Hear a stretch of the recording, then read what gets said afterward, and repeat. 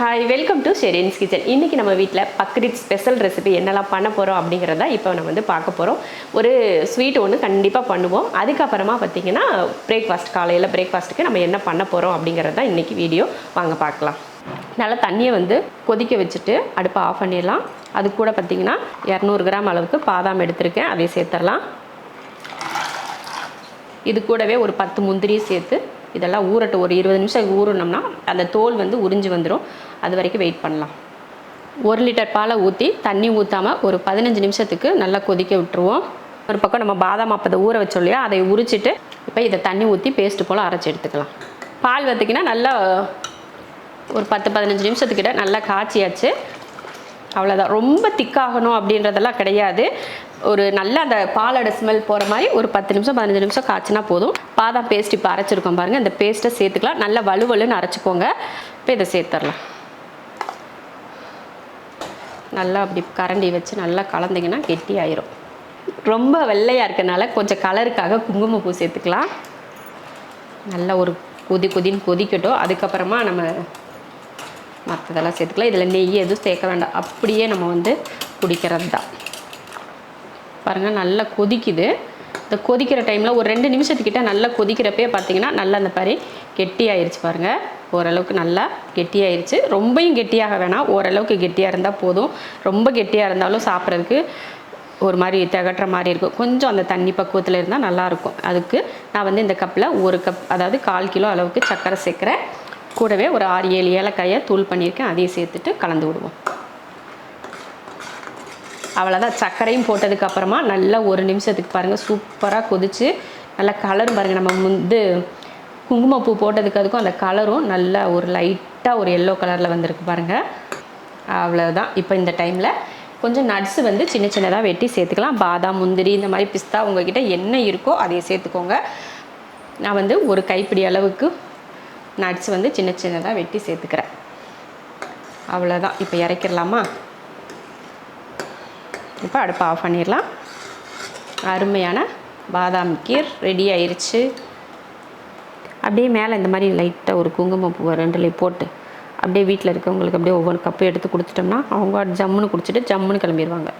1/4 kilo mutton குக்கரில் சேர்த்துட்டு இது போல் ஒரு துண்டு இஞ்சி, ஒரு 5 போல் பூண்டு, ஒரு 2 பச்சை மிளகாய் இதையே தட்டி எடுத்துடலாம். இஞ்சி பூண்டு தட்டினதை சேர்த்துடலாம்.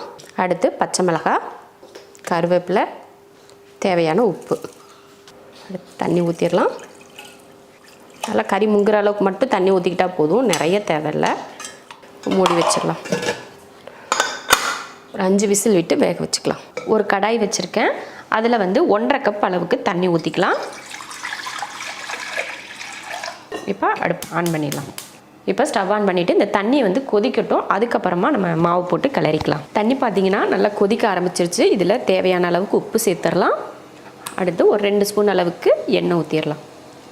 அவ்வளோதான். இப்போ அடுப்பை சிம்மில் வச்சுட்டு மாவு போட்டு கலந்துக்கலாம்.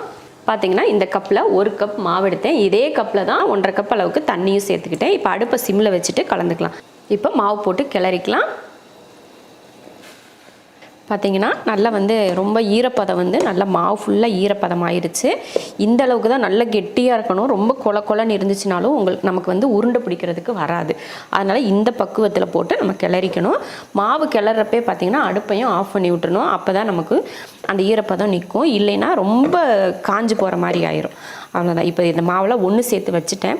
நம்ம கை சூடு பொறுக்கிற அளவுக்கு வரட்டும். அதுக்கப்புறமா நம்ம மாவு பிசைஞ்சு இடியாப்பம் போட்டுக்கலாம். ஒரு கடாய் வச்சுட்டு எண்ணெய் ஊற்றிக்கலாம். இதில் 1 கேரட்டு 1 உருளைக்கிழங்கு எடுத்துருக்கேன். இப்போ எண்ணெயில் போட்டு வதக்கிக்கலாம். அவ்வளோதான். இந்த மாதிரி ஒரு 2 நிமிஷத்துக்கு இது போல் வதக்கிட்டு எடுத்துடலாம். மட்டன் கூட சேர்த்து வேக வச்சோன்னா குழஞ்சிரும் இல்லையா, அதனால தான் நான் தனியாக அந்த மாதிரி வதக்கி எடுக்கிறேன்.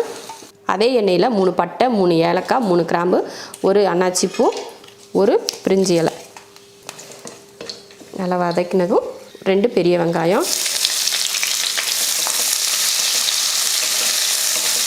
அப்போ வந்து நம்ம தட்டின இஞ்சி பூண்டில் கொஞ்சம் அதில் போட்டு கொஞ்சம் இதில் வச்சுருக்க பாருங்க, அதையே சேர்த்துட்டு எக்ஸ்ட்ரா ஒரு 2 பச்சை மிளகாயும் இதில் சேர்த்துருவோம். கொஞ்சம் கருவேப்பிலை, வெங்காயத்தை கொஞ்சம் வதக்குனதுக்கப்புறமா இதெல்லாம் நான் சேர்த்துக்கிறேன். இது மாதிரி வதங்கினதுக்கப்புறமா நம்ம உருளைக்கிழங்கு கேரட்டு இதில் சேர்த்துடலாம். அவ்வளோதான். அடுத்து நம்ம வேக வச்ச மட்டன் எடுத்துடலாம். நம்ம இதில் மஞ்சத்தூளெல்லாம் போட்டு வேக வைக்கக்கூடாது, இப்படியே தான் போட்டுக்கணும். மட்டன் நல்லா வெந்துருச்சு, இதை சேர்த்துடலாம். மட்டனில் உப்பு போட்டு வேக வச்சுருக்கோம். கடைசியில் பத்தலைனா மட்டும் சேர்த்துக்கலாம், ஏன்னா முன்னாடியே நம்ம மட்டனில் உப்பு போட்டு தான் வேக வச்சுருக்கோம். இந்த டைமில் நம்ம தேங்காய் பால் சேர்த்துடலாம். நான் வந்து தேங்காய் பால் தண்ணியாக இருக்கிற தேங்காய் பால் இப்போ சேர்த்துக்கிறேன். அதில் ஒரு 1/2 கப் அளவுக்கு, நம்ம 1/4 கிலோ தானே எடுத்திருக்கோம், அதனால் ஒரு 1/2 கப் போதும். இதில் நல்லா கொதித்து நல்லா வற்றி வரட்டும், அதுக்கப்புறமா நம்ம கெட்டிப்பால் சேர்த்துக்கலாம்.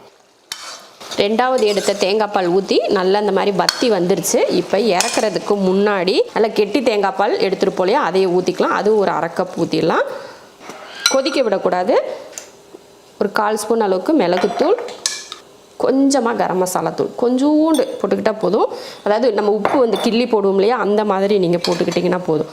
அவ்வளோதான், சூப்பரான ஒரு மட்டன் ஸ்டூ ரெடி ஆயிடுச்சு. அவ்வளோதான். இதுக்கு மேலே நம்ம எதுவுமே பண்ண தேவையில்லை. அடுப்பு கொதிக்க வைக்கவோ எதுவுமே வேண்டாம். நீங்கள் கொதிக்க வச்சிங்கன்னா அந்த இது வந்து ஒரு போல் திரிஞ்சு போயிடும், அதனால் கொதிக்க வைக்கலாம் தேவையில்லை. இப்போ அடுப்பை ஆஃப் பண்ணிக்கலாம். அடுப்பை ஆஃப் பண்ணிட்டேன். சூப்பரான ஒரு மட்டன் ஸ்டூ ரெடி ஆயிடுச்சு. இப்போ இதை இறக்கி வச்சிடலாம். நல்லா வந்து மாவு வந்து கை பொறுக்கிற அளவுக்கு சூடு, நல்லா பிசைகிற அளவுக்கு சூடு ஆறி இருக்குது. இந்த டைமில் நல்லா பிசைஞ்சு உருண்டை பிடிச்சி வச்சிடலாம். உங்கள் கையில் ஒட்டுற மாதிரி இருந்துச்சுன்னா நீங்கள் கொஞ்சம் கையில் எண்ணெய் தடவிட்டு அதுக்கப்புறமா கூட பிசைஞ்சிக்கலாம். அப்போ நம்ம மாவு காயாமையும் இருக்கும். பாருங்கள், சூப்பராக பிசைஞ்சாச்சு. அப்படியே பார்த்தா ஒரு பால் மாதிரி இருக்குது, ஸ்லோ பால். ஆமாம், அவ்வளோதான். மாவு வந்து ரெடி. இடியாப்ப மாவு வந்து ரெடி. இப்போ புளியறது மட்டும்தான். இடியாப்பம் வேக வைக்கிறதுக்கு ஒரு செம்பு அளவுக்கு தண்ணி ஊற்றிருக்கேன், அது கொதிக்கட்டும். கொஞ்சம் வாழை இலையிலையெல்லாம் இப்படி லைட்டாக அப்படியே எண்ணெயை தேய்ச்சி விட்டோம்னா, நான் வந்து இடியாப்ப உலக்கில் வந்து இடியாப்பத்தட்டு போட்டுக்கிறேன். போட்டுட்டு எண்ணெய் தடவிக்கலாம். இப்போ வந்து மாவு வச்சிடலாம். மாவு போட்டாச்சு. இப்போ வாழை இலையில் நம்ம புளிஞ்சிக்கலாம். நம்ம இட்லி தட்டில் டேரெக்டாக புளியறதுனாலும் புளியலாம், இது போல் வாழை இலை வச்சு நீங்கள் புளியறது அப்படின்றதுனாலும் புளிஞ்சிக்கலாம், உங்கள் விருப்பத்தை பொறுத்து. அவ்வளோதான், புளிஞ்சாச்சு. இப்போ இட்லி பாத்திரத்தில் தண்ணி ஊற்றி வச்சு நல்லா தண்ணி கொதிக்க ஆரம்பிச்சிருச்சு. அதில் இடியாப்பத்தை எடுத்து வச்சுக்கலாம். மூடி வச்சுட்டு ஒரு 8 நிமிஷத்துலேருந்து ஒரு 10 நிமிஷத்துக்குள்ளே வேக வச்சு எடுத்துக்கலாம். அவ்வளோதான், ஒரு 8 நிமிஷத்துக்கிட்ட நல்லா வேக வச்சு இப்போ வெந்துருச்சு, எடுத்துடலாம். இடியாப்பமும் மட்டன் ஸ்டியூவும் ரெடி ஆயிடுச்சு. ரொம்ப அருமையாக இருக்கும். காலையில் பிரேக்ஃபாஸ்ட்டு சூப்பராக முடியும். நீங்களும் காலையில் பிரேக்ஃபாஸ்ட்டுக்கு இந்த மாதிரிலாம் சாப்பிட்டு சூப்பராக என்ஜாய் பண்ணுங்கள்.